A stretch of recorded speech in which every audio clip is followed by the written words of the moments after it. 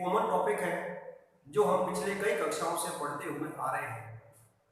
ये हमने कक्षा 6 से लेकर के और 9, 10, 11 इत्यादि कक्षाओं में हमने इसको पढ़ा है।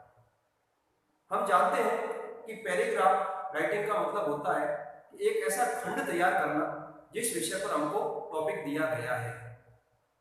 तो कुछ टॉपिक जो कॉमन है वो कई कक्षाओं में हम पढ़ते हुए आ रहे हैं। पैराग्राफ लिखते समय कुछ विशेष बातों का ध्यान देना बहुत ही आवश्यक है। अगर हम उन बातों का ध्यान रखते हैं तो हम अच्छे से अच्छे अंक प्राप्त कर सकते हैं। सबसे पहली बात है कि जब हम पैराग्राफ लिखने जा रहे हैं तो पहले हमारे दिमाग के अंदर उसका जो विषय है, जो टाइटल है, शीर्षक है, वो अच्छी तरह से ध्यान में होना चाहिए कि ये जो टाइटल है ये किस संदर्भ में है। प्रेजेंट के संदर्भ में, पास्ट के संदर्भ में अथवा फ्यूचर के संदर्भ में। सबसे पहले इस बात का निर्धारण करना अति आवश्यक है।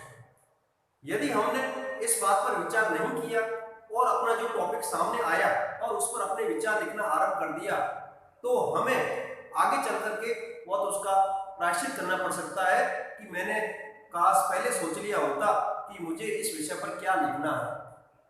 3-4 लाइन लिखने के बाद दिमाग में आया, अरे ओ नो, ये तो टॉपिक सही नहीं है, मुझे दूसरा अटेंड करना पड़ेगा।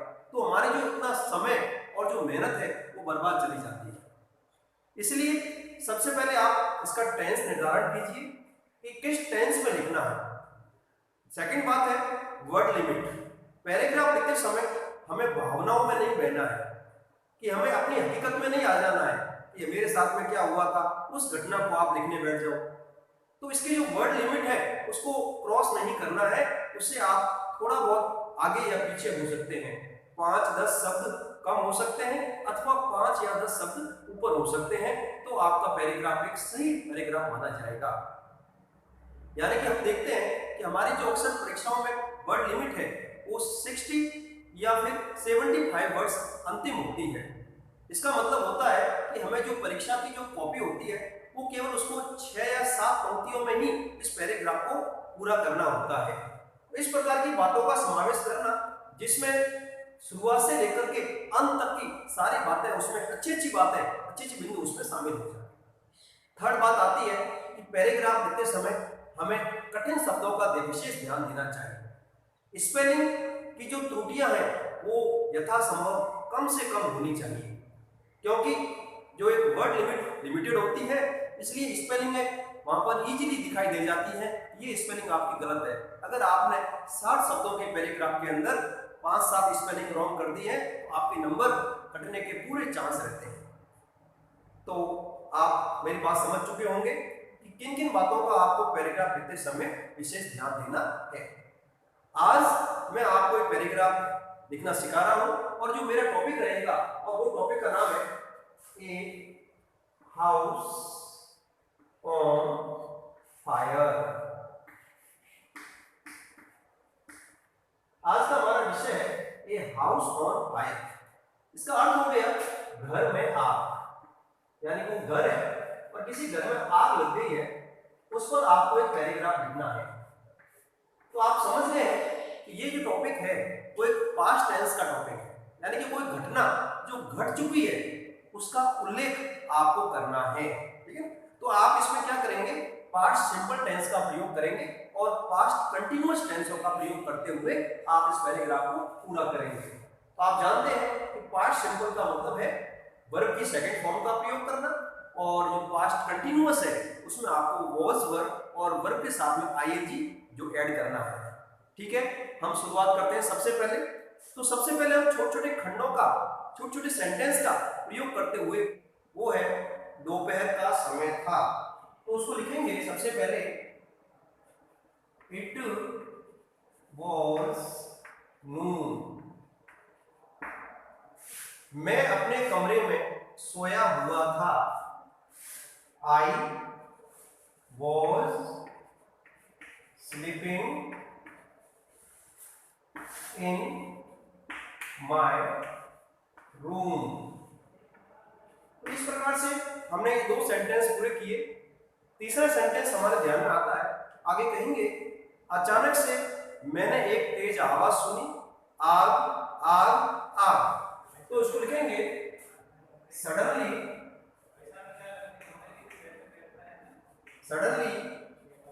I heard a loud noise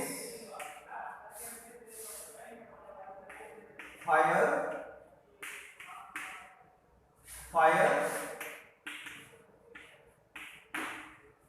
तो इस प्रकार से बताया कि मैंने एक आवाज सुनी है आग आग आग। मैं जाग गया और मैंने देखा कि एक घर आग से घिरा हुआ है। मैं जाग गया। आई woke up I woke up and saw और देखा I saw that a house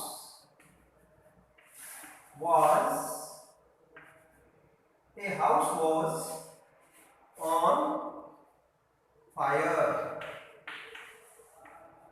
तो इस प्रकार से इसको बताया कि किस प्रकार से मैं जागा और मैंने देखा कि एक घर आग में था, नहीं एक आग से घिरा हुआ था। तो क्या हुआ, मैं वहां पहुंचा। तो सबसे पहले कहेंगे आई रीच्ड देयर। मैं वहां पहुंचा तो मैं वहां जाके क्या देखता हूं कि अधिक मात्रा में लोग वहां पर एकत्रित थे।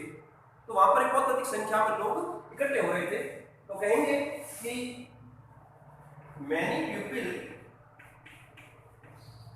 many people gathered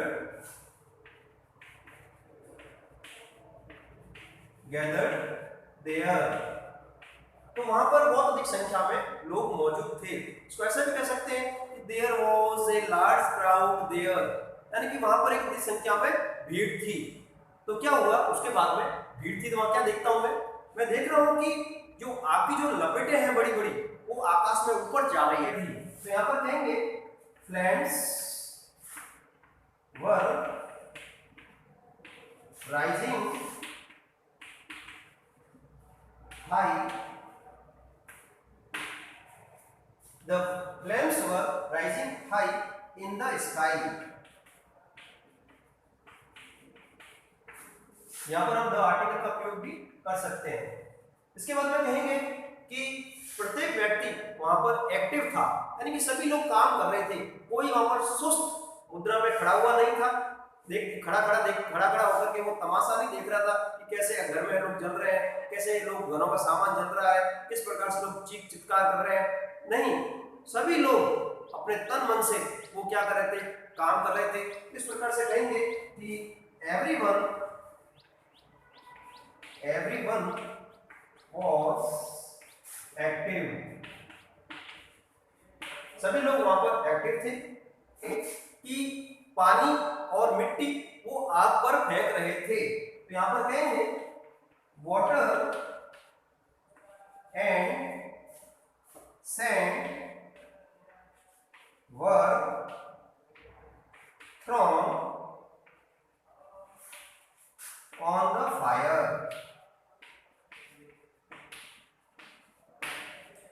आगे कहेंगे कुछ लोग चिल्ला रहे थे और कुछ लोग इधर उधर भाग रहे थे।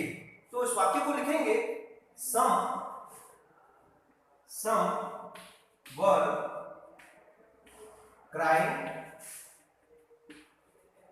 some were crying loudly and some were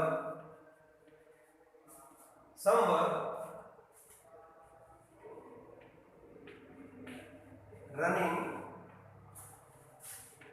here and there।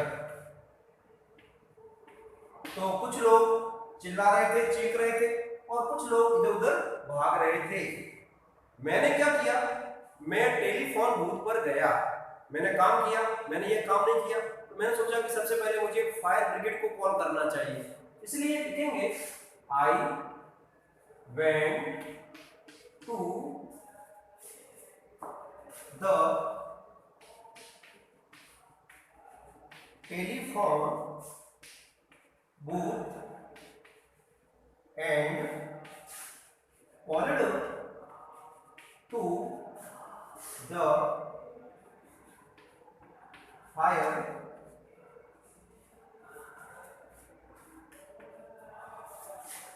brigade and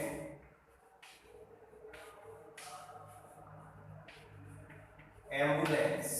यानी कि मैंने दो जगह कॉल किया कि फायर ब्रिगेड का काम है आग बुझाना और एम्बुलेंस का काम है यदि कोई किसी को नुकसान हो गया है, आग में जल गया है, झुलस गया है, तो उसको समय पर लेकर हॉस्पिटल ले जाया जा सके, इसलिए मैंने एम्बुलेंस को भी कॉल किया। तो मैंने लिखा है कि I went to the telephone booth and called to the fire brigade and ambulance. Call किया तो क्या देखा मैंने, कुछ समय के बाद में एम्बुलेंस वहां आ गई। तो यहां पर लिखेंगे आफ्टर सम टाइम, सबसे पहले हम फायर ब्रिगेड को बुलाते हैं। After some time the fire brigade reached there and controlled